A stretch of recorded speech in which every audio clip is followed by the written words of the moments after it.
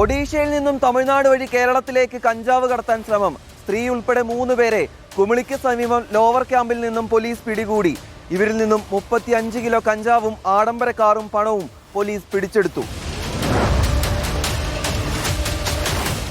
തമിഴ്നാട് വഴി കേരളത്തിലേക്ക് വ്യാപകമായി കഞ്ചാവ് കടത്തുന്നതായി പോലീസിന് വിവരം ലഭിച്ചിരുന്നു. ഇതിന്റെ അടിസ്ഥാനത്തിൽ കേരള തമിഴ്നാട് ചെക്ക് പോസ്റ്റുകളിൽ പരിശോധന വ്യാപകമാക്കി.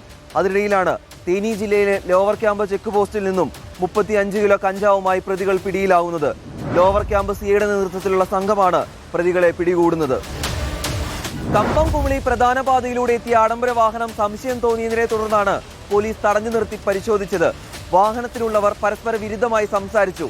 പിന്നാലെ വിശദമായി പരിശോധിച്ചു. അതിനൊടുവിലാണ് 35 കിലോ കഞ്ചാവ് വാഹനത്തിൽ നിന്നും കണ്ടെത്തുന്നത്. ഒഡീഷയിൽ നിന്നും കുറഞ്ഞ തോതിലാണ് ഇവർ കഞ്ചാവ് വാങ്ങുന്നത്.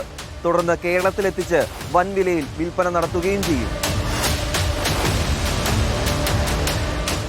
മധുരൈ സ്വദേശികളായ ബാലസുബ്രഹ്മണ്യൻ, മുനിയസ്വാമി, സെൽവി എന്നിവരാണ് പോലീസ് പിടിയിലായത്. ലഹരിമരുന്ന് കടത്താൻ ഉപയോഗിച്ച ആഡംബര കാറും 4 മൊബൈൽ ഫോണും 1 ലക്ഷത്തിലധികം രൂപയും ഇവരിൽ നിന്നും പോലീസ് പിടികൂടി. ലഹരിക്കടത്ത് തടയാൻ വിശദമായിട്ടുള്ള പരിശോധന പോലീസ് നടത്തുമ്പോഴും അതിർത്തി ചെക്ക് പോസ്റ്റുകൾ വഴി കേരളത്തിലേക്ക് ലഹരിമരുന്ന് ഒഴുകുന്നുണ്ടെന്നാണ് പോലീസിന്റെ നിഗമനം. Reporter Rahul Suresh, reporter, Idukki.